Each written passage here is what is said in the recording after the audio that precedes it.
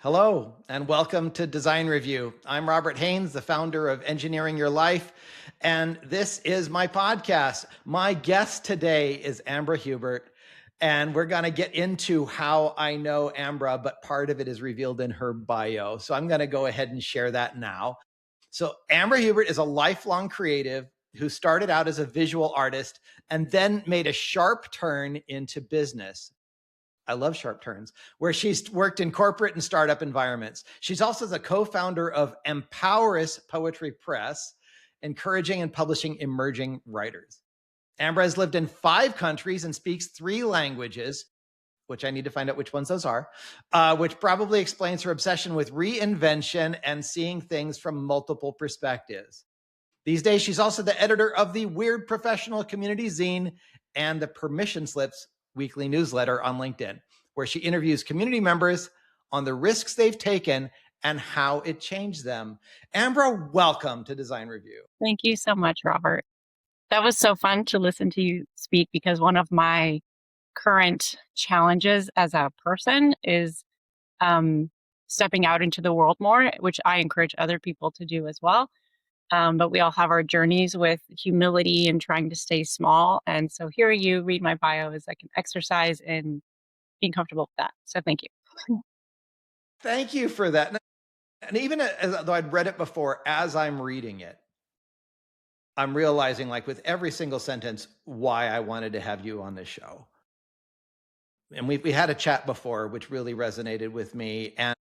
And I mean, so that we get into it, and I'm going to give you plenty of a chance to introduce yourself. I'm gonna let people know that the reason I know Ambra is because she put out this idea. It occurred to me as a spontaneous idea. We're going to kind of get into the path for the idea of publishing a zine. Quite frankly, I had never seen a zine. I didn't know what a zine was, but the principle was interesting enough. And I got over myself enough that I contributed to it. And it was a joy, and it was terror, and it was amazing. And now I can consider myself a published artist thanks to Ambra. So it was such a joyful delight to have that experience that I knew I needed to meet you. And the moment, like within 5 minutes of us chatting, I'm like, oh yeah, you're one of my people. We need to chat more. So Ambra, welcome. Is there anything that, I mean, I read your bio, but is there anything that you need to share about yourself, or any details of what I read to help people know who you are before we get kicking into your projects and stuff?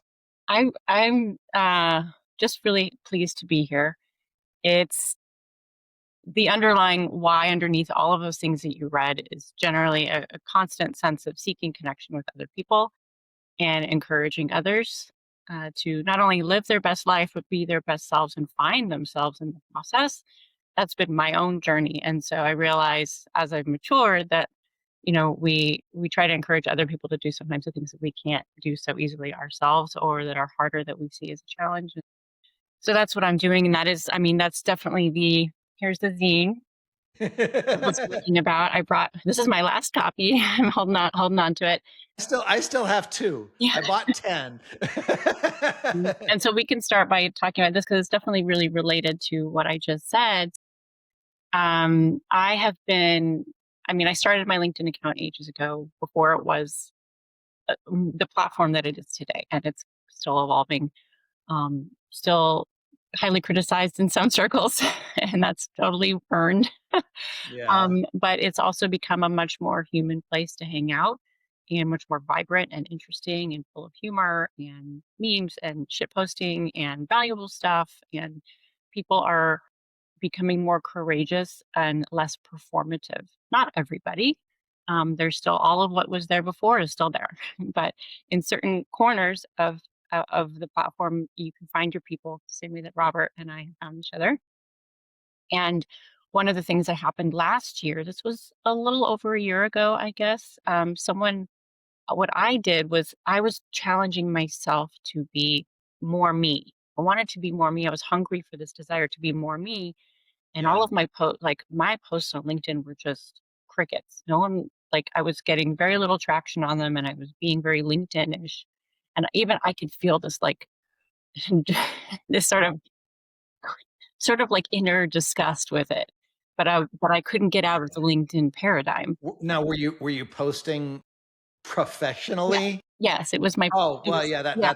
So that's what I was doing, that's like, and it was like and I had been laid off at the end of the year prior, so what I was trying to do was reestablish myself because I hadn't been posting any of the time that I was employed. It was just like I hadn't been on LinkedIn at all.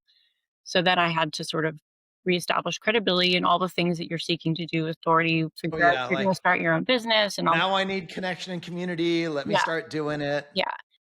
That's so soul sucking, It though. really to doing it that way is not natural. It's not natural, and when we do it and that's why everyone hates LinkedIn and feels like the DMs are full of transactional connection. So someone so the first thing that happened was I made a commitment to myself. On Fridays, I put in my calendar Freaky Fridays, and it was my commitment, on just on Fridays to post something that was more me, that had a reference to my past as an artist or some funky picture that didn't. Did you decide this on your own, or did you see other people doing stuff like No, that? this was something I did on my own. And when I started doing that, I don't know how many times it took, not very many, but I addressed it sort of openly. And I remember someone commented, "You should check out hashtag weird LinkedIn because there are people like you," basically, is what it said. And I said, "Oh, what's We this?" find each other. Yes. And so this is the magic. I mean, hashtags are, marketing, they come and they go. But this hashtag was a real hashtag used for the purpose of people finding each other. And in a place like LinkedIn where it was more needed than ever. So cool. And so I started to gradually get people in my network who were actually people who I would want to hang out with and want to have Yeah, discourse with and feel absolutely. interested in commenting on their posts and vice versa and have it not just be like, that's very interesting, Joe. You know, Yeah, that just makes me want to yawn and right? go to It's sleep. But awful. So through that, I found the community, the group on LinkedIn. That's the Fellowship of the Weird. It's not even that big, but it's very vibrant. People have slowly continued to grow it, and we all sort of get each other, right? Well, yeah, we get each other. absolutely. And so I said, well, outside of LinkedIn, I also want to do things for myself that are in line with sort of my dreams, my tendencies, and a zine just popped into my head. And I got to tell you, Robert, we'll probably talk about this later. The things that just pop into your head is like, this would be really cool without getting too into strategy or monetization or any of that stuff. Follow that because the last few times, while I've been kind of like, not sure what's next, if I follow that, it usually works out. It's a tip. That's wow. So much richness Yeah. in that. Also, that's I'm one of the like I can't claim to be an originator, but I consider myself an OG participant in the weird LinkedIn movement. Like, have you met Arana? Like Yeah, well, okay, I so did her she's interview in here, so yeah, yeah. So her. yeah, she coined the Yeah, hashtag yeah, because having a social media background, she realized that we needed like some rallying cry to do that. And it took a while for it to catch on, but it caught on enough that like a year later it still exists. Um, but when I'll share a little bit about like how I got here too, because it's so relevant.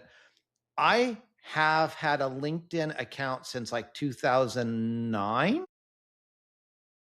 and I never used it. I had it because my employer encouraged it, and people had it, but I didn't even read stuff on LinkedIn, much less post anything on LinkedIn. Um, and then I posted when I retired from engineering to become a coach, and that post was really emotionally taxing for me. And then I just kind of I reached out off and on. Then I found the coaching community, which was part of what helped me a bit. But when the idea of authenticity and showing up and bringing your weird and your strange and things like the Freaky Fridays, I love that idea. Um, it felt real. We use the word authentic so much in society that it's lost its real meaning. But this group of people like shows up as they are, and it turns out that people showing up as they are, even when it's like challenging for me, is so much more comfortable than people showing up with the business persona on? Well, I mean, it's sort of this is a slightly tangential thing to say, but when we're talking about the how AI is going and people posting with AI and commenting with AI, and it's just we're all just bots talking to bots. It's not completely true, but it's a good image to hold. Yeah. Well, the performative LinkedIn space kind of felt like that even when it wasn't bots. It's just like human bots, like it's transactional with no real substance, and nobody wants that. So the fact that you were able to kind of I'm really glad that you reached back in as a coach to make it meaningful. It's it's changed my life. I mean, I have a number of things. I've been through some stuff to get to this point, which we talked a fair amount about that last time that we chatted. But my connection through LinkedIn is extremely impacted by my connection through the weird community. I love that we keep using the word weird when what we really mean is real. Um, uh, but being real is so uncommon in the business world that it's seen as weird. Um, It's like scary. It's like scary. And you don't even have to use the word like words like vulnerable or authentic, which sometimes lose their own meaning, but just scary because and I still see people who are scared to post things because first of all, it's really just a muscle that you develop. It feels yeah. scary at first and then you realize, oh, I'm okay. Everything's okay. And actually look, people liked that more than when I was doing things prop Well, some people aren't comfortable with that. And they're the people that are kind of like stuck in the corporate handcuffs that the be professional, which is part of what I love about the title of the zine, because like the weird professional is a really, really interesting, also almost oxymoronic statement um, that you came up with for the title of this, in that, you know, and it isn't for everybody, but no. I'll tell you, I'm a lot more comfortable around people that are okay with being themselves, and not in a performative way, just in a real way, an authentic way. Which would and so almost every single person that I've met, that I've connected to through Weird LinkedIn, which is at this point like 1,400 people that I've connected with through that experience. Um, I meet with them and I'm like, wow, this is really cool. No matter what their life experience, no matter where on the planet they live, and I've met people from all over. I don't think I've got Antarctica yet as a continent, but I've covered almost every other We should get some continent with penguins people. in the weird community. Yeah, do you know Stephen Rockwood? He's got a penguin named Lucky, except he's Okay. stuffed. Um, but so it's actually been really, really amazing that, when we strip off the performative crap and we show up as real people, we have so much in common and so much that matters. And one of the things that shows up to me that I'm like, it's, kind of welling up right now, is like our shared humanity, which, in my opinion, the world could use a lot more of that right now. Yes. Oh, yes. You know what I've never thought of until just this moment while I was listening to you is the brave weirdness showing up, in all your colors in this space in particular. I feel a little bit like it's a rebellion against cancel culture because it's not just about showing up as a human being as much as you want to share, but it's also like I am not going to make myself a prisoner of what other people think about me and what the internet might threaten me with because I share these things about myself. LinkedIn was by excellence the place to not share anything personal, right? And to be performative and to use language that nobody speaks with this language outside of a boardroom or a conference room and or a terrible email, but certainly not in a place where you're supposed to be socially engaging. But LinkedIn is a network and it gets a bad rap, but I have grown community there, and that's something I would like to talk. Definitely. And I think, yeah, that's so as a project, we want to talk about growing community. All right. I'm down with that because everything that the reasons I know you, and I do promise that I want to do the questionnaire for permission slips. So thank you for sending me those. We'll talk about those. But both the Weird Professional and permission slips and Weird LinkedIn, for that matter, are all just vehicles Yes. for that greater purpose. And well, let's back up a little bit. So I understand like the professional journey and the experience with LinkedIn, but your professional arc and what got you to the point where you care about community. I'd like to know a little bit more about that. Can you kind of give us a little bio tour of what got you to the point where you care about community? Yeah, that's a really cool question. Um, well, so the arc, as I've been able to simplify it, which is so helpful, is creative. And what that means for me is I was, playing around in every medium, basically painting, drawing, a lot of textile stuff. I did indie fashion shows, and that led me, and I had all this craft background, which led me into getting hired in the theater for props and then sets and costume design. And I even worked at the San Francisco Opera for one season sewing hats. And I made so many hats. And so then that got me into millinery. So this was like a whole identity for me, a period that was like very important. And honestly, I have spoken with some other people in my life who are really about stepping into your identity as an artist, rather, because a lot of people struggle with that. Once you do, though, and that is at least my experience, you never leave it. Like, even if you go do other things, once you're an artist, you're always an artist. Once a creative, always a creative. And you may not be actively doing it, but you can always return to it. And I find that very comforting now to realize, because I had some inner struggles with like feeling like I abandoned part of myself. So there's that part of the arc. And then I went into corporate, and that was just about 5 years plus then some consulting that I did. And what'd you do in corporate? I learned so much. Well, I went back to what I had studied, which was communications, Okay. and I did corporate communications. And because I have this creative, independent background, I stepped into corporate and I did so well, so fast, because I didn't care about the rules. Like, and it's not like I was rebelling against them purposefully, but I, I didn't. Maybe that's a bigger way to say it, but like I was learning and growing so fast. Like the things about hierarchy, or you have to wait to get things done, and the proper channels and all this stuff that really slows things down and makes you think things aren't possible. I was coming from a place where if anything was possible, you had to make it. And Yeah. so combining those So you two. weren't encumbered by the preconceptions of this is how it goes. Yes, exactly.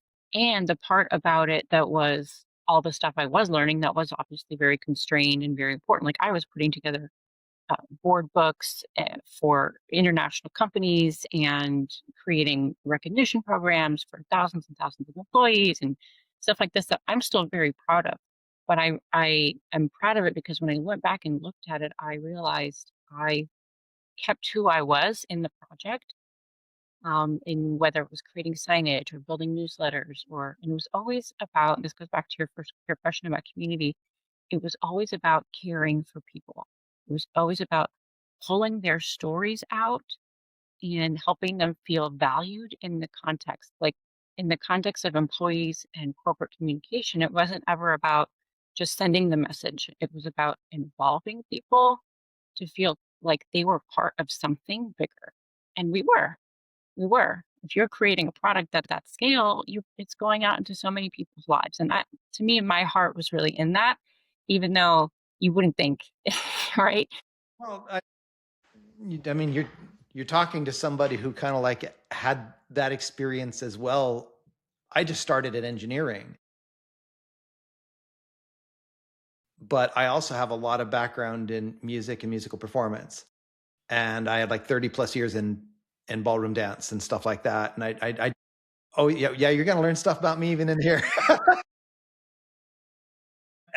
And so I've been an odd engineer, not that odd, but people don't normally think of engineers as being, in the arts.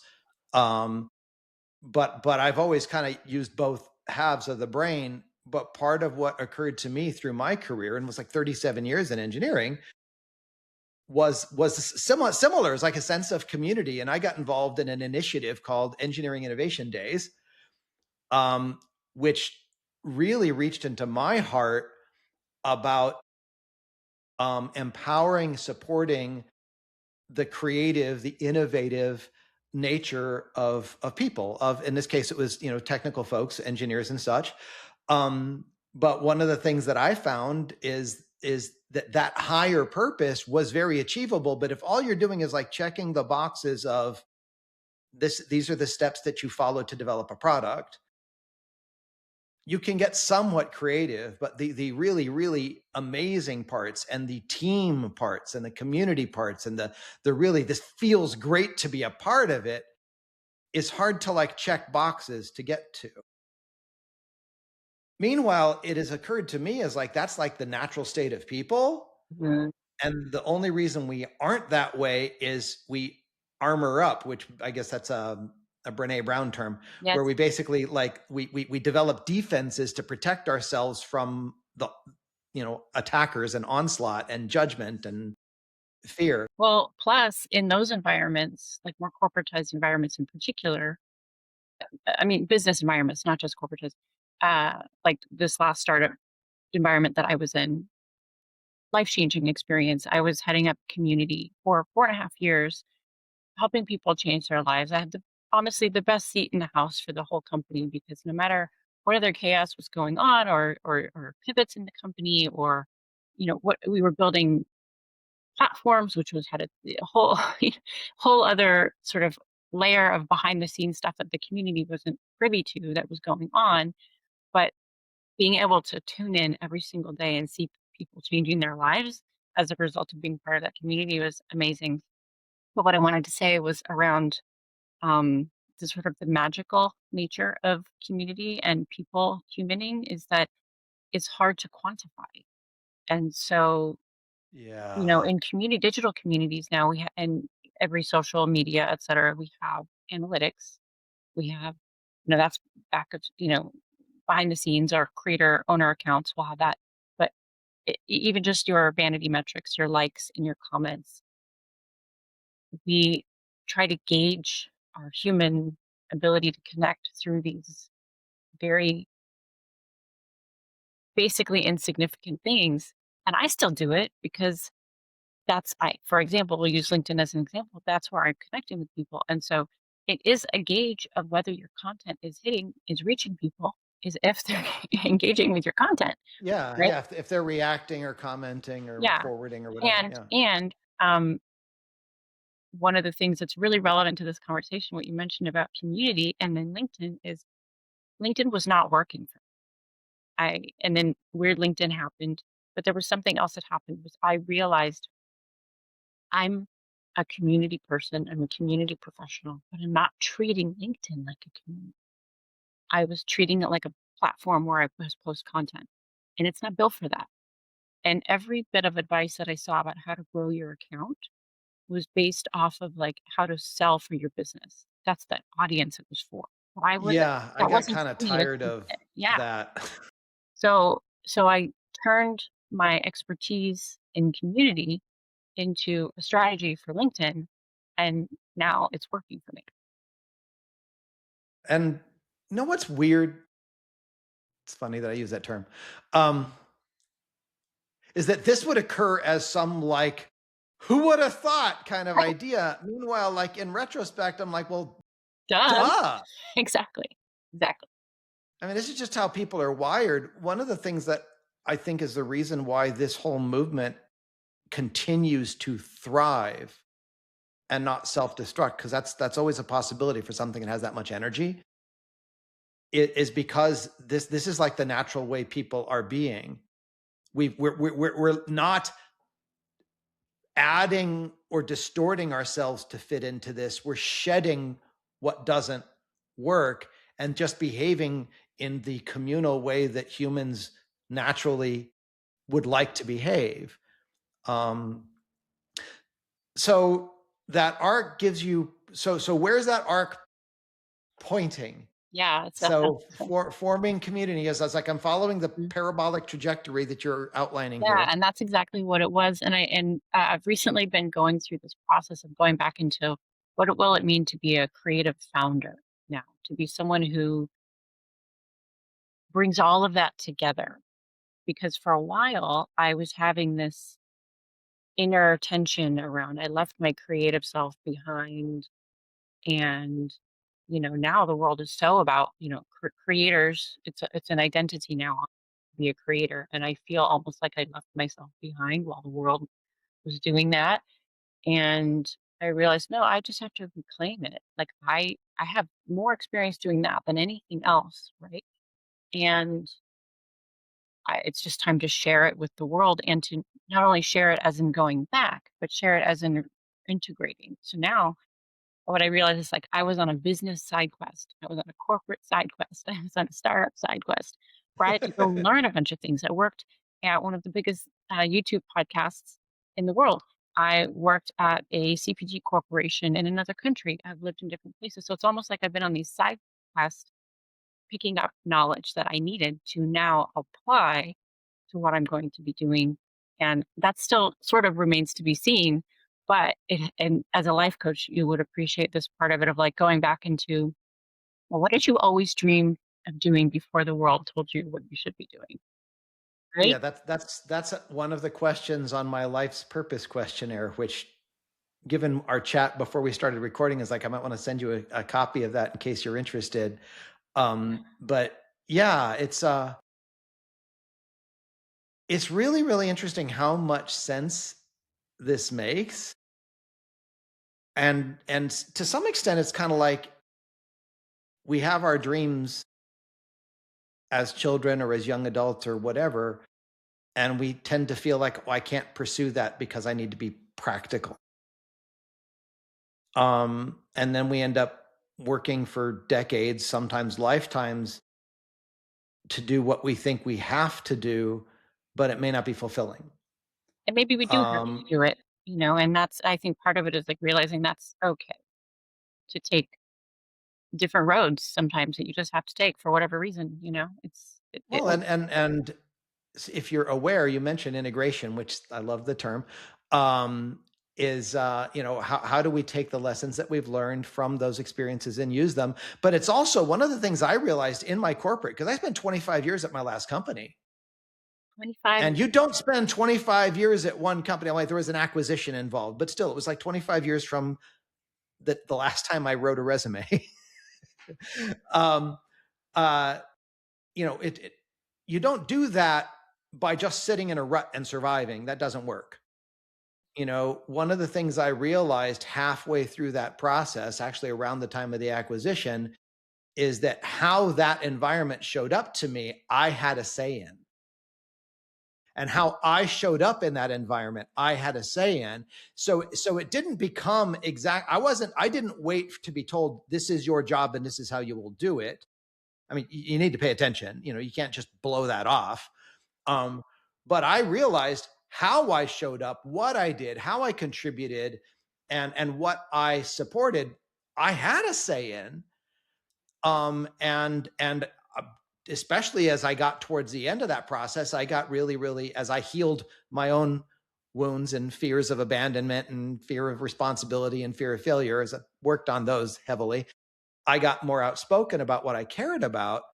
And it turned out that I had an awful lot of choice about how I approached it. The reason I thought I didn't is I was afraid of what people would think about me. right. I didn't feel safe expressing myself.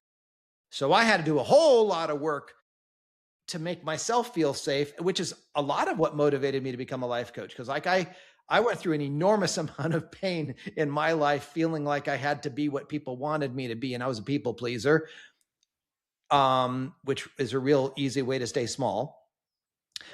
But as I learned how to be able to be me and express me, I realized I could do that in that job, and I did. I was actually pretty amazing what I was able to do, what I was allowed to do, what I was supported in doing, which met the company's goals.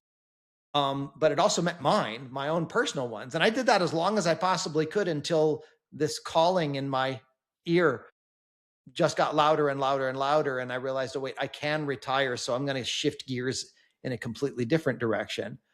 Um, so I love that you're pointing that out. And it seems like this is just a natural state for people.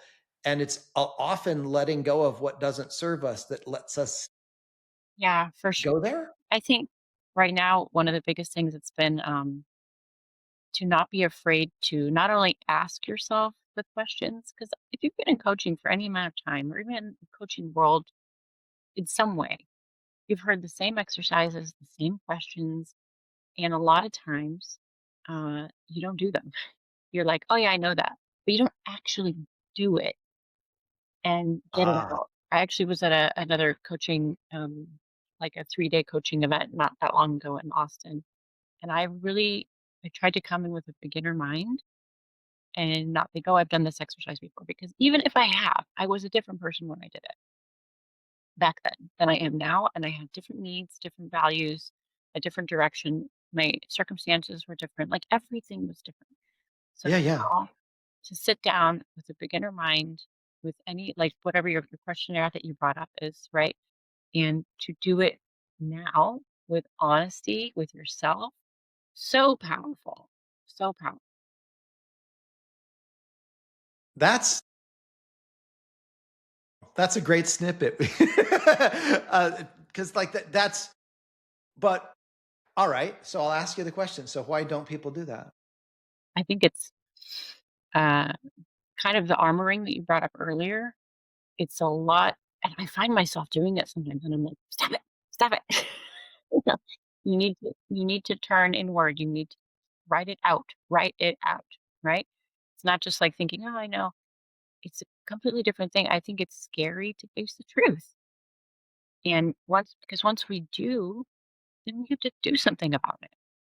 And if we Yeah. don't think that we're capable of doing something about it for whatever reason, then it's easier to put some distance between you and the truth, right? And not answer the question. So I have a loaded question because it's loaded because it's somewhat rhetorical, but I want your answer. So how does community get involved? How does community impact that? Well, it seems to be, which is, it's like seeing yourself clearly. Every single thing I do, well, actually, I'll start with my favorite phrase that I have realized this is me, is community or collaboration is my drug of choice, is kind of like because what I realize is anytime I have to get something done, I would so much rather do it with other people, unless I'm writing like my own memoir. Like I do enjoy time alone, and I really need that time to just focus time alone.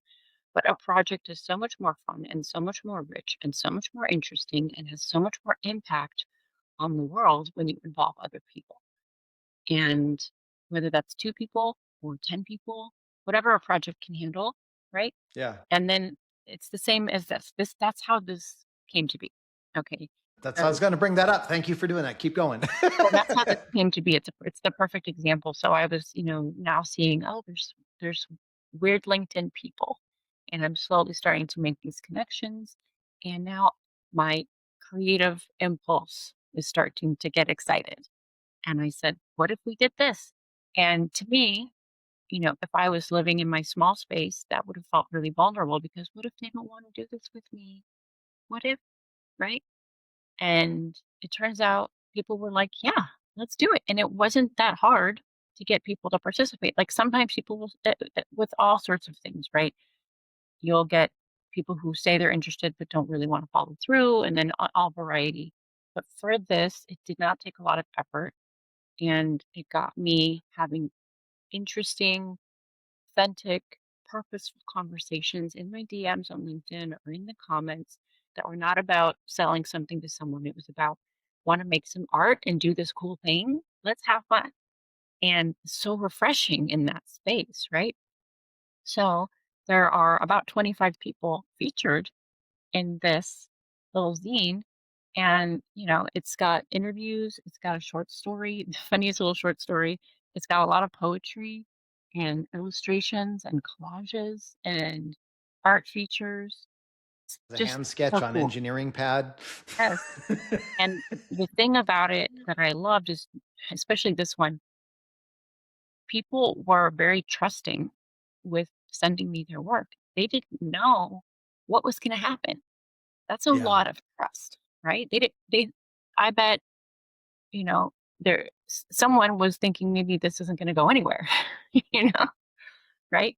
And especially because I had started collecting towards, I think it was in October, and I didn't actually publish it until January. There was and personal Yeah. issues, things come up, whatever, other resistance comes up. So, but it finally came out and everyone was delighted and everyone's a part of something now. And now we're working on the second one and I'm about to start putting together the second one. I have a whole bunch of submissions. Still have some room for some more if anyone wants to submit. Do you want to submit again, Robert? And then we I'd have love to. That my inspiration hit in a flash, so we'll see what shows up. and I love, for example, like inside of the group in LinkedIn, there's this fellow named Dylan who every single day without fail posts a song, and this song goes onto a playlist. And the way that LinkedIn groups work, there isn't a ton of engagement for every post. People don't Yeah. necessarily see it. And so his posts might have one or two likes on them for the songs every day. It's not like, but he shows up anyway. He keeps doing it. And now he has a second playlist. So, made sure to feature his playlist here and talk about, interviewed him about what he was up to. Here's a little, say anything reference if you want. Just because people are interesting, people care about things, and I care about people who care about things. Maybe that should be my LinkedIn, yeah, I think that's perfect. yeah, Um, it's really cool. and when people know you care, they'll show up and they'll meet you and they'll be real around you because caring kind of goes hand in hand with you're safe. And I have a big thing. I've one part of my journey involved stepping into the concept of psychological safety, which according to Tim Clark is, safe to exist and be a part, safe to learn, safe to contribute, and safe to challenge. There's like 4 levels.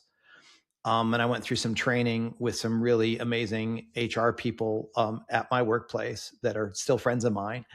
And one of the things that I really became aware of is that if I'm not safe, then I don't feel comfortable being vulnerable or contributing or taking risks. Um, and so one of the reasons I share so openly and vulnerably, it's not to be manipulative, but it's to help people feel safe. And one of the ways people feel safe is around other people that are vulnerable also. Because you're Um, taking a risk too. Yeah, and you don't judge them. I mean, yeah, there's some absolutely fascinating things in this. In fact, on the page before my entry is the fish, um,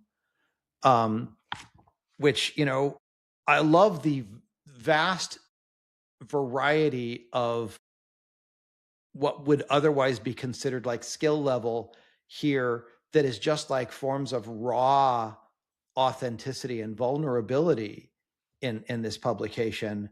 I had no idea you were going to bind it. I Me thought it was just neither. gonna be electro. Yeah. Me neither.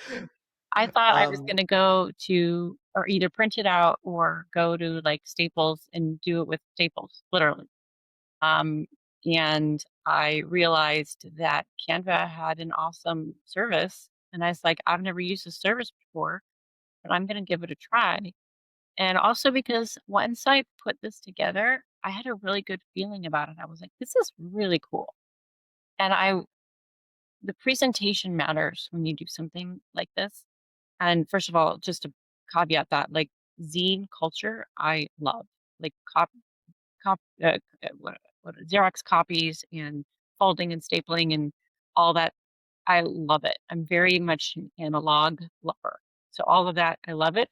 But in this context, I thought it would be really lovely for someone to receive this in the mail and feel like this is something I could actually put on my desk, or like in the sense of like if I were trying to promote weirdness professionally, like it's okay to be weird in a professional space, and professionals are weird. They're not, Yeah, I've right? I've given away 8 of them so far, so, I love that you have. I love that you have. Um, so I'm excited about the next one, and hopefully it'll just keep going from there. Yeah.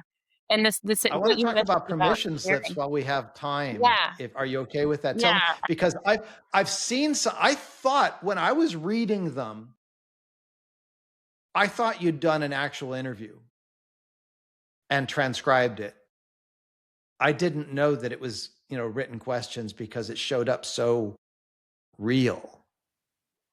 So to talk to share about what permission slips is about. Yeah, so I wanted to start a newsletter on LinkedIn, and I so as part of my journey as a writer and as just a person out in the world trying to do my thing more as me, one of the big themes that will sort of that's part of my brand is reinvention, risk taking, understanding how to start over, and not put yourself in a box for your whole life. Like try to live as many lives as you can and not be afraid of that. So I wanted something that was community building in LinkedIn that was also part of that sort of overall brand message, because I have books that I want to write and things that I want to publish in that same space. And again, with the community idea, I don't feel like people just want to hear me talk about it. I think what's even more powerful is to know that we are not alone, and that so often we feel like we're alone in taking a risk or failing or figuring out how to deal with what turned out in our lives, like what happened in our life, picking ourselves up and maybe not sharing because we're shameful about it. But when you realize that so many people are going through the same things or have, and then they can teach you something, that this is community level mentorship, and realizing that we aren't alone in all of that stuff. So it's serving a greater purpose while still aligned with the things that I care most about. Smiling so big because that's why I have this podcast. It's, it aligns with my values, but it's a chance for people to see other people, not my voice.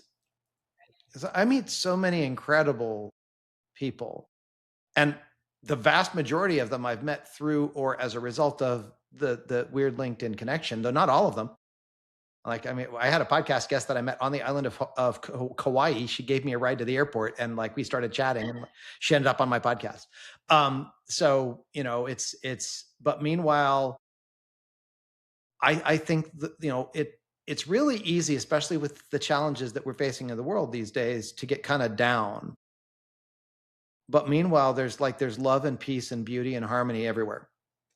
And it's one thing to have it as a spiritual belief, but it's another one to say, hey, look, here, see this person, they're amazing. Um, so where's this all going? Because the weird professional and permission slips and your trajectory is all gotten you here. So kind of what's next, or where is this headed for you? Clearly another issue of weird professional, which I will give very seriously consideration to see if I have something to contribute, because I would I'm love to. sure that you do. Zero doubts whatsoever. Um, Permission slips is going to keep going. My goal is to do at least one full year of interviews, and we're going strong. And then we'll see what happens after that. But it's always good to have a midterm goal, just to keep it going every week. And it's been really wonderful because sometimes a larger project can feel daunting, or if you kind of tune into the negative voices in your head, it might tell you it's not a worthwhile project. You should focus on something else. But I really care about hearing people's stories and helping them tell them. And I've heard so many times from people how valuable it was for them to sit down with these questions, and actually, because no one's ever asked them, or they've never even sat and reflected necessarily in this way with this purpose in mind. And then they get to share it with the world, and other people get to see it. It's really every Wednesday. a new story. And so that's really fun. And sometimes they're short and sweet, and sometimes they're longer, but they're always really interesting. Um, and then Weird Professional obviously is going to keep going. And these are all, I would say, part of that childhood dream that I brought up earlier, which is I used to make magazines, and I used to, in, let's say, just before I went to the corporate space where then I was doing magazines too, I was creating blogs and I had created a fashion blog. These were like my natural interests that I very slowly just sort of tucked away. And I think now we live in a world that encourages it, and creating content is the most natural thing in the world for me. So I just want to continue creating content that uplifts other people and helps them, just like with Empower's Poetry Press that I co-founded with Katie and MJ. We're also amazing writers and creative coaches. We host a poetry circle every Friday, and we've had people showing up for almost 2 years to write with us and become published in our anthologies. And we're just about to publish our second anthology as well. So there's definitely a theme of helping people tell their story and putting it together in a place where it's predictable to find and uplifting for others. That's for sure. Like, it's a pattern. That's the pattern. And where I'm heading with that, I believe, is um, what I've connected the dots actually just earlier today, so fresh, is, and thanks to a coaching call I had, is I've been talking about community, community, community. But as we said, that's a sort of fluffy thing. It's hard for companies and businesses to say, I need that.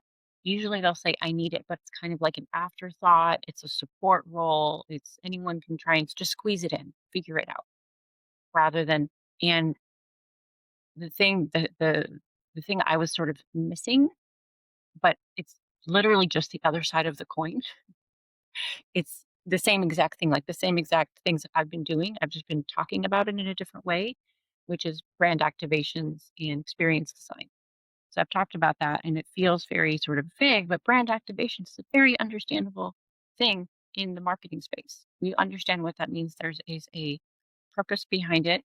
We understand that we need people, we need influencers, regular people, consumers connected to our brands. Otherwise, our product doesn't live, doesn't survive. And that's what I do. I just didn't realize that I needed to call it something different. Oh, all of this.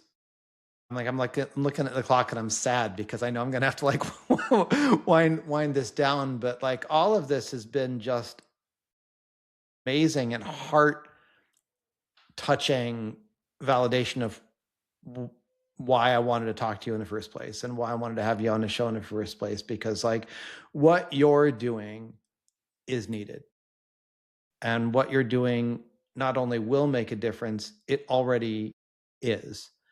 And so I want, people to be able to know you and know your work and be able to reach you, which kind of brings me to the obvious, how do people reach you question.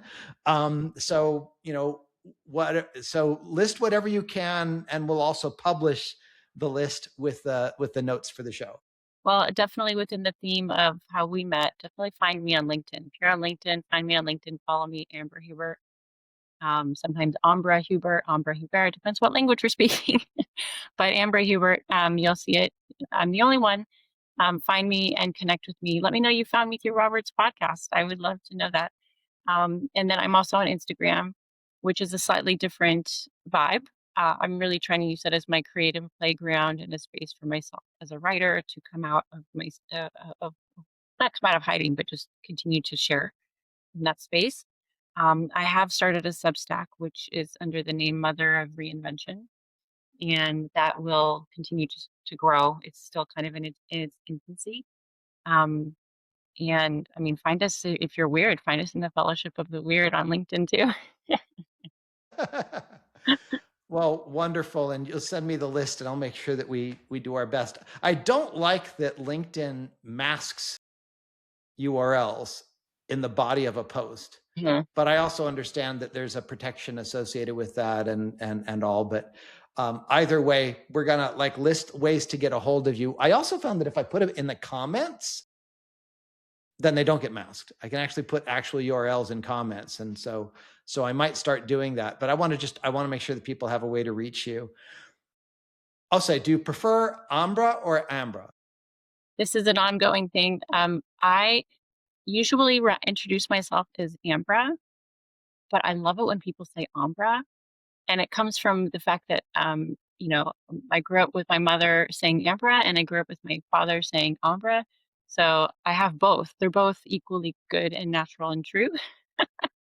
I like hearing it. So, and the only reason I explain that is because I so far haven't found anyone who relates, but I bet you there are people out there. So I'm going to continue telling that story until someone's like, yes, I have two names. Well, all right. It's even though we're winding down, for 40 years, I went by Rob. Because my first girlfriend called me Rob. And at the time I'm like, okay, I guess I need to be Rob just to be like cool enough.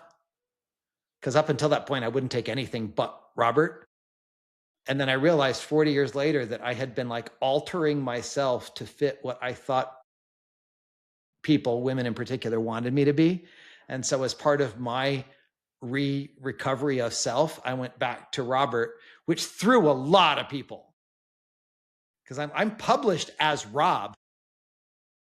Yeah. In scientific metrological journals, I'm published as Rob Haynes. I had credit cards as Rob. I had email addresses that were Rob. And so when I went back to Robert, a lot of people didn't know how to take that. Mm-hmm. So it's not the same as Ambra, but it's No, in a way it was. And for me, kind of like you, when you say you're both, I actually am both. Yeah, it's not confusion. But me reconnecting to my identity as Robert that I had kind of pushed aside, the kind of geeky, nerdy, shy person, that is part of me. And my work in Jungian individuation, or in more common terms, integration, is to like bring all of the parts of me together because they all have value, sort of like all of the parts of the community or all of the parts of the self. So actually, I think that's a really lovely note for us to wrap up on. And now I'm going to get used to, I'm going to have to program it into my psyche, but I'm going to program Ambra. I'll work on it. You're not Umbra, it's Ambra. So before we leave, what languages do you speak? Oh, yeah. Well, I'm half French, so that's where the Ambra comes from. So I speak French, which I did learn in school and through living there. And so it was a lot of work. It wasn't something I grew up with. And then I learned Italian as well as an extension of the time spent there and previous relationships. So, Okay. Well, it has been amazing talking to you. Thank you so much for meeting with me. thank you, Robert. It's really super delightful. Thank you.